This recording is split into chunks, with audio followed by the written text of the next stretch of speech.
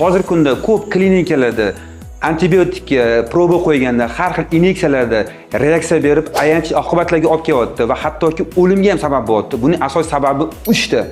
Birinchisi, o'sha klinikada tajribali hamshira.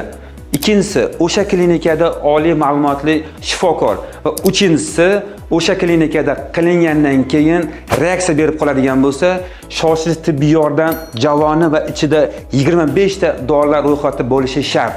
Agar sizda va yaqinlaringizda allergiya holati kuzatiladigan bo'lsa, birinchi yordam ko'rsatiladigan bo'lsa, mana shu javon ichida hamma dori-darmonlar bor va shu bilan yordam ko'rsatiladi va sizni farzandingizni saqlab qolishi mumkin. Siz ham klinikaga muolaja maqsadida borsangiz, 3 ta narsaga e'tiborli bo'ling. Birinchisi tajribali hamshira, ikkinchisi oliy ma'lumotli shifokor, uchinchisi esa shoshilinch tibbiy yordam javoni va dorilar ro'yxati bilan. Shu videoni hamma tanishlarga yuborib qo'yinglar. Ular ham antibiotik va har qanday tibbiy muolajalarda shu narsalarga e'tibor berishi shart.